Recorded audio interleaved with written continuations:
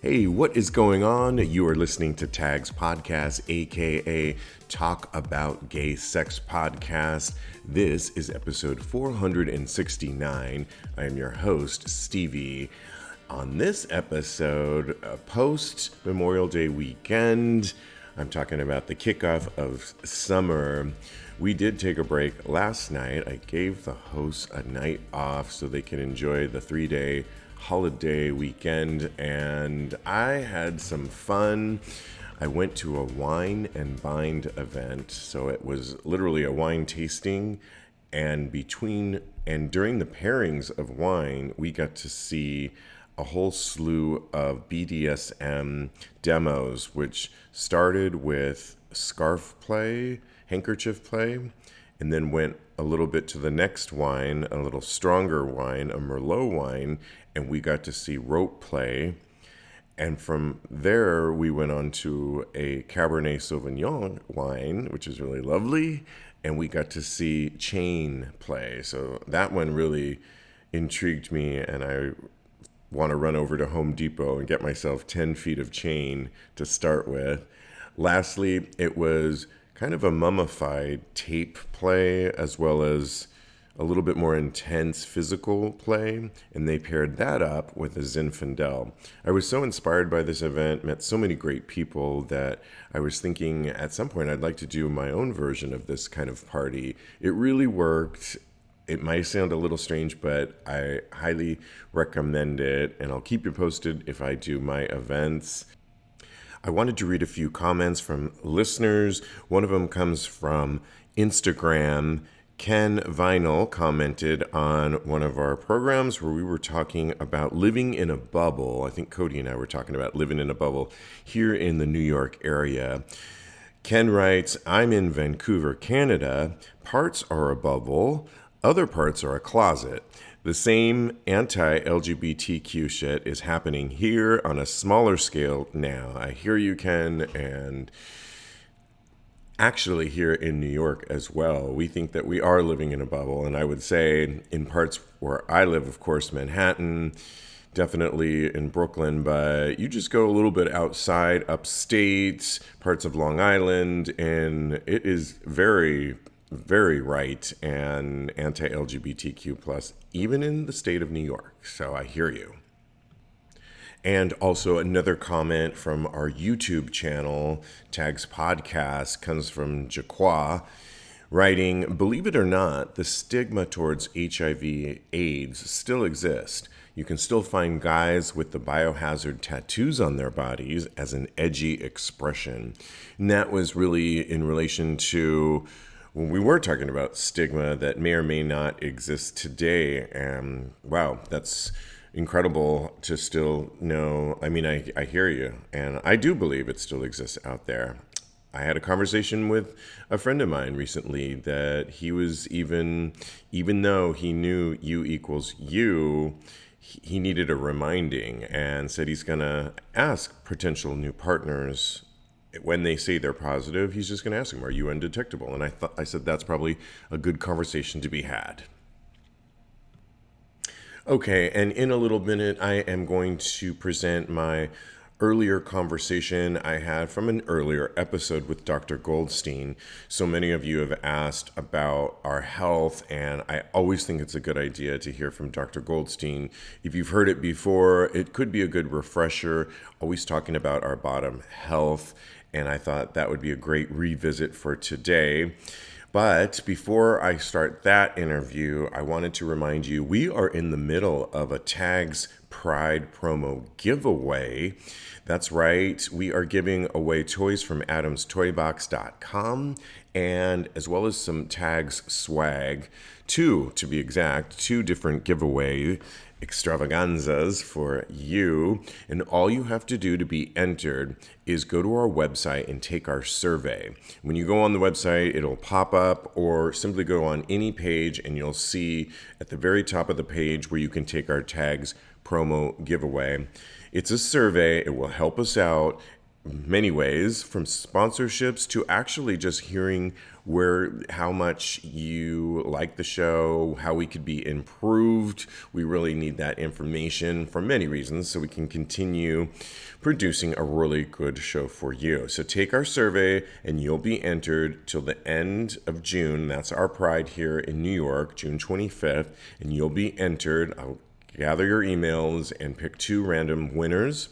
But in the meantime, go to adamstoybox.com, where right now, until June 25th, you'll get 25% off everything on their site, from cock rings to lubes to toys to masturbators and so on and so forth. So you definitely want to take advantage of 25% off. Go to adamstoybox.com and use our promo TAGS25 at checkout. Okay, it is time for a revisit to the good doctor, Dr. Goldstein, proctologist, Ask Doctor, where I really loved this interview. It was a new edition of Dr. Goldstein, and I hope you enjoy it. And then I'll check back with you on the way out. Here we go with Dr. Goldstein. Okay, well, I'm very excited to be in the room, because we do so much of our recording virtually now, but with tried and true Dr. Goldstein, the Ask Doctor, proctologist, anal surgeon, the creator owner of Bespoke Surgical in New York City, as well as he launched Future Method. How you doing, Dr. Goldstein? I'm good. It's been a long time. I'm glad to be back. Absolutely. We have a lot to talk about, and I think it's really good to refresh people's memory. If we just want to get right into one of the first questions, actually, I want to know from you, what changes have you seen in the last 5 or so years of butt health, people thinking about it, and maybe like some of your clients that you're seeing? Yeah, I mean, I think I see a lot more younger generations really looking to our practices to learn and to see and kind of create this yearly evaluation to make sure that everything is copacetic, no issues, no surprises. So it's kind of interesting to see that people are going beyond the limited sexual education that we get at schools, beyond porn, and they're like, hey, I'm a bottom. I'm going to own that. What are certain things that I can do to mitigate risk, understand what's going on with me, my partners, and whatnot? Today, I even saw someone that was just 19 years old, new to bottoming, has a couple of boyfriends, and wanted to make sure he was safe. Wound up having anal warts that we treated in the office. But again, it was silent. He didn't know. He didn't want to pass anything on to partners, so took initiative. So I've been seeing a lot of that. Do you think it's just more about the younger generation is just getting the message more about the health of that region, your ass region? I think it's all that. I think it's also what you've been doing for the past 6 years of like pushing this narrative, the same with me, of like, hey, there's so many things that we need to be tailoring our care to. Right. And we're in the best city in the world and we have access to that. How do we make sure that we do X, Y, and Z to support that?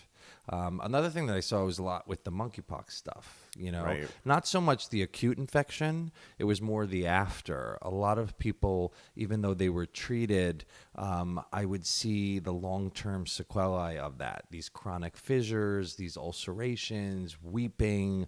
And these are guys that could take lots of dick and enjoy it for a long time. Right. And then all of a sudden to be able to not. And what I see a lot of is the pelvic floor would basically just, because it was so fucking painful, Right. all the muscles would clamp down. And then when the infection goes away, the muscles are still so angry with the situation. So a lot of anal Botox, a lot of physical therapy, a lot of really kind of resetting the musculature so that now we can bring people back to where they need to be. And thankfully, I've been seeing a lot where they're back to where they were originally. Right. It just needed some kind of coaching. Right. And people were taking time off and not taking care of themselves, it sounds like, which I think is a great thing that you offer, is to really, I want to get into some of those questions. Yeah. But Well, let's talk about some of the things that you do surgically in office. That you talked about fissures that Yeah. people have. What are some other things, and when should really people be having their ass region looked at by you? I think, once a year is probably standard, especially if you're bottoming. Right. There's so many silent issues, whether it's warts, whether it's chlamydia, whether it's infections, whether it's hemorrhoids, tags, fissures, that sometimes you don't necessarily have overt symptoms. Yet, when we're doing an exam, we do an internal and an external exam. We do pap smears, which look at HPV to make sure that we're not, that we're basically kind of cutting away dysplasia, which is the progression to cancer. So Right. we can catch things early, really looking in and out. And also the functionality. I do a lot of work with measuring the pressures in the ass, meaning if you're having sex and I measure that pressure to me allows me to define good sex, right? And then like as we're aging, is it getting too loose? Is it getting too tight? I can now really use those numbers to our advantage to say, okay, maybe I do need to give anal Botox to bring it back into the range. We know that this range is appropriate for you. And so there's a lot that we're doing on the bottoming side, and really understanding, because I see 75 people a week, 10 to 15 surgeries a week, Right. where we're really able to start seeing patterns. I see a lot of fissures. Fissures are tears, and it could happen from newbie bottoms that just first episode, first trying and doing things, to people that go to DP or bigger, or just it went from nothing to something big too quick. Right. And then the skin or the muscle doesn't accommodate. That's usually the number one thing that I see in the office. What about like irritations? Because I've had, if you were to use me as an example Yeah. here, I've had like an irritation that'll come periodically around the opening of the ass, and it's sometimes I think it's just because either wiping too hard and it gets inflamed a little bit, and Totally. I do a self-examination in the mirror, and I can always tell. And then if I'm just careful with it, don't have a lot of, sadly, Yeah. sex for a period, it does, the inflammation seems to go down. Yeah, I see a lot of the inflammation. First off, I know everyone that's listening is going to fucking hate me, but I always talk about wet wipes. Wet wipes are terrible, not only for the environment, but especially in our gay community or the bottoming community. What happens is it basically washes away the microbiome. So we have good bacteria, we have bad bacteria, but they're in homeostasis, meaning it's in equilibrium. If we're using wet wipes or we're creating more moisture in that area, now we're setting the stage for different bacteria. And the different bacteria can cause some of that irritation. Yes, over wiping can definitely do it. I'm a huge proponent of bidets. They're so cheap now. We work with this Hello Tushy that's like $80, something like that. That's super easy, that goes on your existing toilet. I see a lot of herpes, especially in our world, where, and it's not herpes type 2. A lot of people feel as if, oh, it's got to be genital herpes that's there. No, because we lick, we suck, we do a lot of analingus. We're all really oral people, right? I see so much more herpes type 1 anally. And those present with just like little irritations, little ulcerations. You'll see like a little bit of abrasions in the skin. And sometimes, yes, it's over wiping or the wet wipes, but sometimes it could be like a herpes outbreak. And things to mitigate that is, like you said, time of just, sitting and letting things chill. There's obviously creams and lotions that we could do. Sometimes if people have a history of herpes, we do Valtrex daily, or there's a cream that I use a lot called acyclovir, which locally can take care of the viral issue if there is that. Also, you got to think outside the box. Like, is the lube that you're using causing irritation? Yeah. Sometimes the toys that I see people use, that's why I like glass toys. They're really great to strengthen the skin, relax the muscle, and create appropriate friction in the ass. But with that being said, a lot of the silicone-based stuff or some of the rubber stuff, people feel and get some irritation with. So I think the key is to like look at your world look at all the things that we said and then try to kind of deduce where that potentially maybe is not coming using from. enough lubrication, which Totally, is another can problem. cause more friction. Yeah, and I'm a big silicone-based lube for specifically anal. Water-based stuff causes microbiome changes. I don't think that they're as great. And anytime that you get water-based lubes that they're like, oh, it's organic, it's so good for you, they all suck. It's like, I've never met one that actually slides your dick in nicely. And things like coconut oil and things like that, probably not recommended. You know, the thing with oil is, I think, look, oil is fucking awesome. I mean, especially from a massage perspective, good. It feels so good. Yeah. The problem is there really hasn't been good studies intraanally. And when you look at oil, like coconut oils or those massage oils that we all love, intraanally it can cause irritation. And the problem is you don't feel irritation inside. That's why with douching,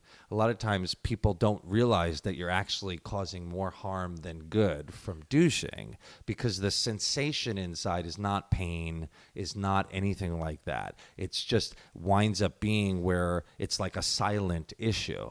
So the same thing with coconut oils and whatnot. Look, if it's going to slip in and you're going to have fun once in a while, I get it. But it's more of the routine of using something like What's that. your practice methods that you're finding work for you, and this hasn't been proven yet. That's right. But the thing is, if you're going to do it, like I said, with Bespoke and with Future Method, we're trying to meet you where you are. Right. So if you're like, Evan, I love fucking with oils. Right. Great. Keep doing that. But maybe I see you every 3 months. Right. And we take a look inside, make sure we're not missing something, do evaluations. I want you to do you, and for me to tell you what's riskier and what's not, but you have to make the decision, and then we'll support that. Well, you mentioned douching, and we got the age-old question that I think we've talked about on the show a lot, but needs reminding. The question came in from a listener: what is the proper way to douche? Yeah. The reality is actually not to douche. Not right. And so I knew you were going to say that. With that being said, I take a step back with douching, and I think, what's the end goal? We all have the same end goal. Clean. Right? We want to be clean. We want to feel sexy. I get that. Porn star ready is Porn star ready is right. With that said, though, I think the key for us is to look at diet, exercise, fiber. How do you use fiber supplementation, pre and probiotics, diet, and exercise so that I always equate to dogs taking a shit on the street. Like, some of them are, 99% of them look perfect. It's like it comes right out. They don't even need to wipe, right? And that's the same consistency of what we want. And so when I started Future Method, it was all about empowering the bottom and providing products that would support what we're trying to do. And the key for me was always bringing risk down. When people are over douching or they're using water, you're basically changing the microbiome, you're getting rid of the protective lining, and then you're setting your ass up for issues, higher risk of STDs, HIV, fissures, all of those things. So the key in anything anal is less is more, meaning fiber, probiotic usage. We're the first ever pre and probiotic specifically for anal, meaning if you and I go on the street and we stop 20 guys or girls, and we swab their ass, we can tell who takes it up the ass. Because what happens is the microbiome changes. Just from douching with water, water-based lubricants, toys, the microbiome gets irritated. The lining is now sloughed off, and not in a good way. So it's basically raw internally. And then we have sex, and 70 to 80% of us don't use condoms. So you can see where everything and over goes. time. Exactly. So we said, okay, why don't we provide an easy solution with fiber? Why don't we provide, and we'll talk more about the fiber stuff. Why don't we provide an easy solution to replace that microbiome? So the nice thing about the pre and probiotics is it's the first that gets the change to the good bacteria all the way down to the ass. Meaning, when you take pre and probiotics right now, it's digested in your stomach, replaces your small intestine, maybe a little bit of the colon. But it doesn't get all the way to where we need it, which is actually the rectum and the anal canal, which is where we're having sex. So the beaded formulation allows for this to get repopulated in the rectum. And then the key is douching, right? So what we said was, if we're going to douche, why not douche with a solution that's not toxic? So when you think of, you have to think of a spectrum, what's called hypo and hyper. And it's basically meaning water is on one side, Right. enemas are on the other side. We basically need to be in the middle. And there's a certain range of osmolarity that allows us to say, okay, we're going to clean the cell, but we're not going to irritate the cell. So water draws out all the essential nutrients in the cell and basically kills the cell. Right. Oof. Enemas draw out the water because you're trying to use an enema for constipation. So it pulls water into the stools so that you can shit. Those two spectrums, the end of the spectrums, cause irritation. So the goal for us was saying, okay, well, look, we know we're going to douche. Right. So why don't we come up with a solution that's not toxic? And so with that is a solution, and it comes in two different variations. One is basically a pack that has a solution in it that's all ready to go, and it comes with a bulb, and you're able to literally just put the bulb into the pack, suction out the liquid, and then use that to irrigate. Or now we came out with these powder packs, which are really so much easier and also cost savings. Travel. Where you literally, for every 4 ounces of water that you would use, you pour this powder pack into it. And it brings that into that right zone so that now you don't dry out, you don't have mucus, you're able to now irrigate and clean, but also feel sexy. It also pre-lubricates you so Right. that now you're ready to go. And again, if you're douching for an hour and a half, it's way too much. The key is by fiber, diet, and cleaning, it's like, I'm going to take a shower to clean myself. I know I'm going to take it up the ass. I'm going to use 1 to 2 to 3 bulbfuls, and that is it. And then I usually tell people to use a toy after.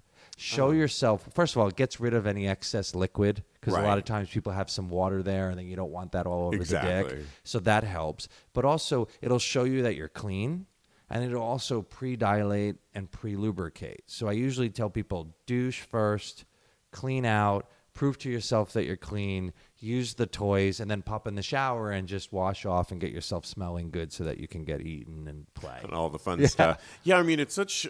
that's why I wanted you back on, because the times where I've really focused on my diet, taken either a psyllium husk type of... I want to talk about yours in a second, is when you get all that in line, it is more like the dog poop. It comes out in the morning, it's perfectly... I mean... Yeah. No, it's formed and bulky, but still soft. So when you do clean, you don't really need that much, and there's less of that, and that's why you're... what do you call your bulb and the... Yeah. So the cleansing kit comes in, and I do it strategically. The bulbs are smaller. And And the reason is you don't because need as much. That's right. And I find that a lot of people come to my office because they're over douching, and then they have the hemorrhoids flare, they have a tear, they have something even before they have sex. Right. And it's all from the douching. You have to remember, from an anatomical perspective, where run-of-the-mill penis or toys are going is what's called a conduit, meaning the stool doesn't stay there. When the stool goes into that area, you feel it, and you're like, oh, I need to take a shit. Right. But if you're regular and you're emptying that conduit, it's empty. And I say, prove it to yourself. Don't douche when you're using toys by yourself. Just put a toy up there and play and pull it out and see. And then you start to kind of look at your world to be like, all right, what did I eat last night? Right. You know, like, what are the things that could be contributing to kind of more smearing or like more residual stuff that's there? And it's really looking at kind of the before, the during, and the after for you to start figuring out in your world where the best bottoming routine is. But I don't think it's douching. I want you all to focus more on diet, exercise, pre and probiotics, fiber, and really kind of analyzing that way. Because if you're doing that and you're doing more kind of gut health, your butt health will be less impacted in a negative way. Makes so much sense. I know you're not going to like this next No, one, anyway. but we get a lot of people that take Aleve or anti-diarrhea to really... porn stars often have said they do this. And I was talking to some friends, and they're like, you haven't heard of that? I said, no, I haven't. That's not a good idea, though, I'm assuming. Yeah, I think what happens is that a lot of times if you're doing it in that capacity. Emotion. Sorry, I meant emotion. Yeah. Where you get like Imodium. Imodium, thank you, that one. Like those types of things Right. where it basically is an anti-diarrheal. It'll slow your gut down. Right. Now, the problem is that if you're doing it chronically, you lose the peristalsis of the intestines. So what it's of the meant to be colon. doing. Yeah. So like, basically, if you think of like a car wash, you put your car in the beginning and then Right. it goes through. It's the same concept as a piece of shit or whatever we're eating, right? It's going slowly through your digestive system. But now if you're using that to slow that down, what happens is that now it's like I need to shit and it won't move and it won't kind of work its way down. Natural progression. And it's very similar to like people that are addicted to heroin or addicted to Percocet pills or these kind of codeines. That's their main issue is it causes constipation. So then what happens is they have to force to shit. They have to douche and clean themselves out with enemas. They have to. So look, if you're using them infrequently to help a situation, Right. I get that. But I think the key then for us is to analyze, okay, like, is it because you want deeper play? Is it because you're doing fisting? Is it because you want to last longer? And what are some of the other techniques that we could do to help offset that? But, a periodic here and there, that's fine. Right. But I think what happens I see a lot of is the chronic use of these things. And then what happens is over time, 10, 15, 20 years of doing that, now all of a sudden your gut doesn't want to function. Operate, exactly the way that it would really want to. Okay, and then when we talk about more kink play or Sure. people that are, we were just talking about a hot topic. If somebody went in and stole a 30-inch dildo out of circus books in West Hollywood, the news source where I got it from didn't believe it was like TMZ. They didn't believe anybody could take that. I know people in our community definitely they could take would go. it. Totally. That, fists, Totally. feet sometimes. When we get into that kink play, which I know some of my listeners are into, I have been in the past too. What are you worried about from your end of it as a proctologist? Yeah, I think that obviously the cleansing component is basically that they're going to want to do shower hoses or colonics to like really clean deep, right? And so that in and of itself causes issues, again, with the microbiome, but also that the colon is stretched like a balloon. Right. And then over time, if you stretch it too much, what winds up happening is it doesn't function the right way. So you can get chronic constipation. You could start getting prolapse where some of that, the actual lining that keeps it in place is now so lax that it starts to become an issue, or they develop hemorrhoids or whatnot. So I think the key is, look, I want people to do what their kink is, right? So, but the key for us is to know that someone has those kinks, for us in the office to evaluate that, doing a little bit more frequent colonoscopies or sigmoidoscopies, taking a look, seeing Steve, our physical therapist, or someone like him, where we're doing more manometry testing, studying those muscles. The key is I want you to be able to go to where you want, which is the biggest that you possibly want to take. Right. But then the rest of the time, you need to go back to your original, right? Yeah. So when I say to people, like, if I'm going to take a fist up my ass, the next day at the gym or when I'm home, I'm going to be doing Kegels. I'm going to be doing contractions. I'm going to be doing squats to pull everything back in. The muscle back. Exactly. Yeah, because it's no different than your beautiful biceps, right? One day you're doing biceps to really strengthen it, but the next day you're stretching the bicep, right? So it's no different, all of these muscles. It's just we were never taught to think this way, but we can train all of these muscles. How do you now fully open to receive? And then how do you now work it to keep it in alignment so that you don't have any of those potential issues? I love it. It's just really taking charge of your lifestyle patterns and really taking, constructive action to keep everything healthy. Yeah, I think the one thing that I see some in the communities, especially with fisting or bigger stuff, is that even in the younger guys now, they love the blooming, like the rosebud stuff. Right. And what I see a lot of is that, it's kind of like the timeline of that being beautiful is not as long as we would want it to be. Right. Meaning that, especially if someone starts really getting more into fisting and bigger stuff early, 19, 20, whatever, as we start to age, things start to fall apart. Sure. And then the surgery and the need for treatment for that is a lot more extensive. And that's why by seeing someone earlier, the goal for us is to keep that window in a good space so that you don't have any of those potential complications. Got it. Well, I really want to talk about one of your new products by Future Method. People can go to futuremethod.com. It's a daily butt and gut daily fiber pill. What made you come up with this? I mean, we were talking all about diet. This is obviously in line with that. What is in this that we would be taking daily? Yeah, so I think the key for me was to simplify the regimens, right? Our methodologies are a lot, meaning if you look at a lot of the fiber that's out there, it's 6 tablets here, it's 3 times a day. It's like, nobody fucking does that. How could you do that, Yeah. And then it winds up just being all over the place. So the goal for me was, okay, if we want people to supplement with pre and probiotics and we want people to do fiber, let's come up with a routine. Let's come up with methodologies. So the first is most people would do a pre and probiotic 2 pills in the morning. You don't want to do pre and probiotics with fiber because and especially with some of the medications that people take, fiber interferes with absorption. So that's why a lot of times I like nighttime or before bed of using fiber, where you take literally 2 tablets of our fiber and it's done. 16 ounces of water, nice, and it's easy. You don't have to think about it. Right. And then what it does is it sets the stage for the success of what we're trying to achieve. With that being said, there's a couple of things that I think are really important. Obviously, it relieves the unwanted constipation. It makes things bulkier but softer and easier to expel. And, we want more of that firmer stool. Right? The ones that are easier to like clean. The dog poop you were talking about. Like that's such a good image. Yeah, totally, because we all have seen it. You know what I'm saying?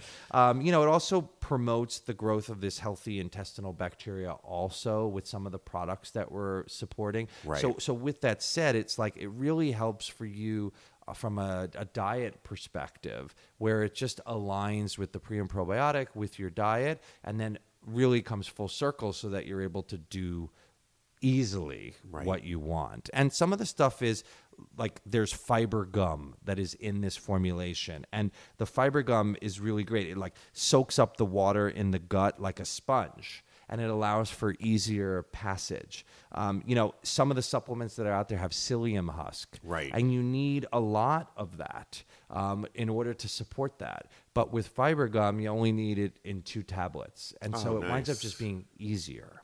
Also, when you look at some of the stuff, like some of the fiber made me gassy or bloated, and you don't feel sexy when you're doing that. So there's a lot that we do with like peppermint leaf powder, which really doesn't make you gassy. It doesn't make you feel bloated. But what it will do is it helps for you to feel satiated. So at least like if you are potentially bottoming, that you're not as hungry as you potentially would be if you're using that in that capacity. And so there's a lot that's in there that really supports the gut health. One of the things that I see a lot of some of the fibers having is aloe. And aloe is a laxative. And for some people, it works really well. But for a lot of people, it adds to diarrhea. A lot of us in New York have irritable bowel just from living in New York. So with that said, you just have to be careful because some of that makes you go to the bathroom. And we really want everything to kind of be in line so that you're not having diarrhea, you're not feeling bloated, you're not having any of that. And it's all just... how do you figure out? And I say not all fiber is created equal. So you have to see what works. And the goal for me was pulling all the data from Bespoke and seeing all these people like, all right, let's talk about this, this, and this, and start really developing products that would fit the needs of our community. I love it. And I like that it's a pre and probiotic, which is really important, I think. So the pre and probiotic is separate than the fiber. It comes as its own. And so 2 pills of the pre and probiotic in the morning, Okay. And then the fiber at night. And the pre and probiotic, most people, the prebiotic is just to support the probiotic. Okay, got it. So probiotic is bacteria, right? And Right. over time, what happens is the bacteria can change. And so the prebiotic is basically food for that probiotic so that it stays active and it could actually supplement and do what you want it to. Got it. I love it. Okay, and so the fiber we take at night. And I like night. Now, some people, you have to see what works for you, but Right. most of us shit in the morning. Right. Right? And the shitting in the morning is not because we have to go to work and we don't want to shit at work, which sometimes it is. Yeah, sometimes. But it's also when you stand up, you're changing the pelvic angle. So Right. our body senses that. And then that's why, like, when you're brushing your teeth and getting ready, you feel like you have to go shit. So by giving the fiber at night with the nice tall glass of water, you're kind of playing into the morning bowel movement. So that then at least, because if you take fiber in the morning, then by 2, 3 o'clock in the afternoon, you may have to go. Right. So this at least sets the stage for your normal rhythm of when you're pooping. And that combined with a good diet, Totally. you should be good to go. Exactly. You can use your cleaner, the douche cleaners. Yeah, and I say, like, look, the reality is you have to do you, and if something's been working for you, great. I think the key is the way that I look at Future Method and what we're doing is to say, how do we analyze your routines? Right. And then how do we figure out what products would support that? And if there are ours, great. If there are others, that's awesome too. I think the key is to look at that in a really, really strategic way that then we could really make sure that you're minimizing risk all the while improving as much pleasure as possible. Got it. And a couple hot topics for you. One of them has to do with something we were talking about on the show. It was a hashtag. There's 2 of them. One of them's bottom problems. And the other one's top privilege. And it really had to do with, if it's bottom problems, it's guys posting things online on Twitter that I can't eat this pizza that I wanted to eat. I have to eat this. And then the top privilege was like eating 5 Taco Bell tacos and putting top privilege in there. I mean, it's a little bit obnoxious in many ways, in my opinion, but are there bottom problems that the top doesn't even have to think about? Yeah, I mean, like, we're talking to all these things. Right. You know? I mean, the top's just like, oh, let's just fucking stick it in, you know? Right. I say, you know, the best tops are the ones that actually bottom because they're able to understand what it takes to be a good bottom. And Thank you. It's just like anything else, you know, being a good bottom is practice and it takes work. And some people are willing to put in that work and others necessarily aren't. But when you look at food, you know, that has become a huge issue, right? We did with Postmates during Pride a campaign of bottom-friendly food. Oh, I love it. That was it all salad? well, it was a lot of protein and kind of things that bulk more, Right. And giving people more options than, let's say, going to like Taco Bell and all of this. But the reality is that, like, if you're actually eating something and then you're going to bottom after that, that's usually not what's coming out of your ass, right? It usually takes, you know, 2 to 3 days for what you're eating to truly come out, unless it's something that irritates you, like spicy food, or it is that taco or whatnot, where you know, like, hey, bottoming for me right now is probably not going to be the best idea. So, but I don't want people to starve themselves. I want people to use fiber, probiotics in their diet in a way. If you are consistently doing something, your body's pretty smart. It becomes habitual, right? It like really learns your habits. And so you're really able to kind of, to a T, be able to be like, hey, this is great. I'm ready to bottom, or I'm not. But the reality is, like, you have to be empowered as the bottom to be like, say no, or to be like, hey, this isn't right for me. And not take shame to that. And not look at it as being bottom problems. You know, I think at the end of the day, the bottom problems are mostly because the tops don't really know what the fuck they're doing. And a lot of what I see is they're not using the right lube. They don't know how to enter somebody. They're thrusting in weird positions. That sometimes put so no much stress. lube. That's right. And so a lot of the pre-routine for bottoms and what I try to teach is you have to assume that the top knows nothing.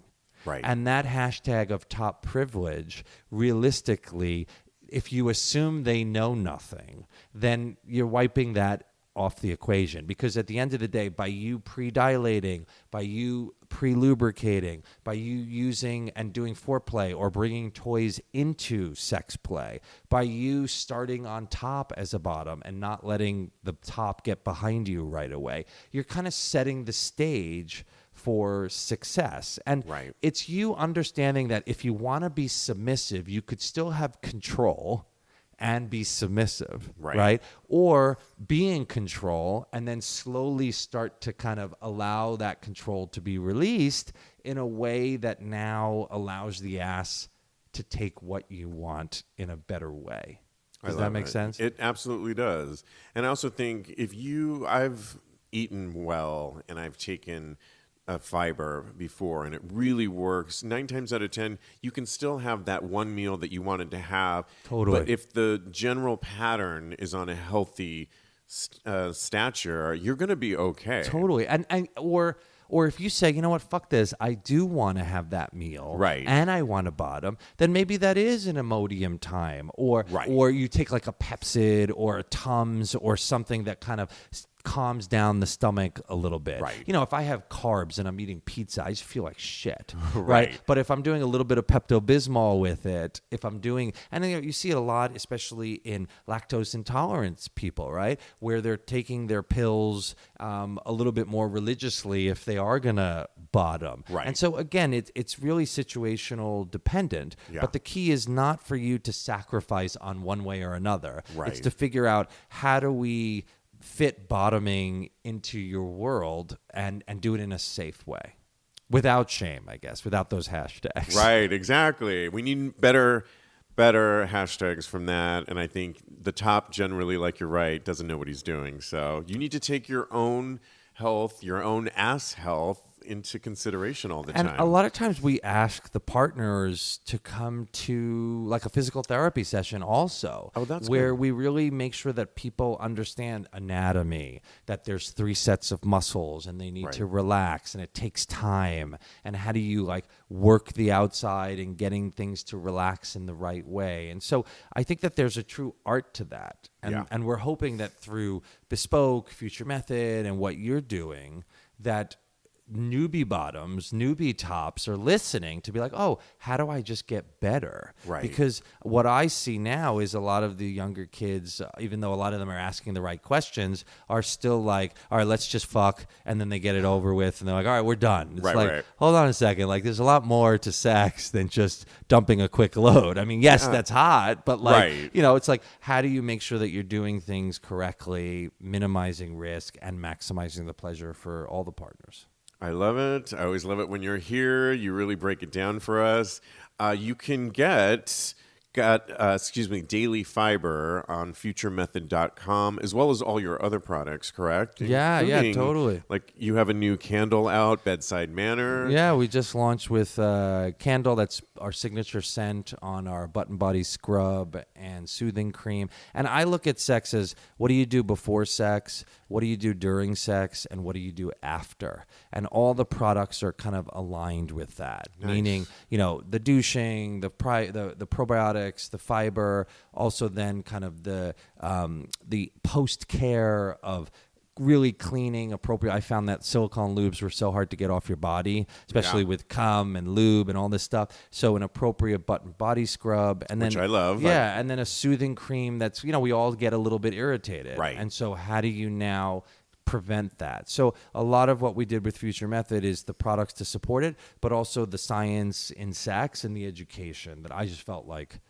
has been non-existent. Absolutely. Love it. You can go to futuremethod.com, or you can always go to bespokesurgical.com as well, correct? Yeah, totally. And then Instagram, it's The Future Method, it's Bespoke Surgical, and then Dr. Evan Goldstein on the channels as well. Awesome. We'll list all this on TAGSPodcast.com. Thank you so much, as always. Oh, my pleasure. We'll do it again. Yes. All right. All right. Well, I hope you got something out of that conversation with Dr. Goldstein. I love it when he's here. Like we said, he will be back, and we will be back with a brand new Tags Live tomorrow night at 6 p.m. Pacific, 9 o'clock Eastern Time. The best way to get to the show is follow myself on Instagram. I am _Steve V, where I will put up the link to the show the afternoon before we go live. You can also get the live link to the show by going to TAGSPodcast.com and click on the link Tags Live. And we will join you. Kodi and I are back with all new hot topics and so much more. And in the meantime, follow us on Twitter at TAGSPodcast, or like I said, take our survey and be entered to win prizes from adamstoybox.com. Go to TAGSPodcast.com and click on the link. And in the meantime, continue having hot, gay sex.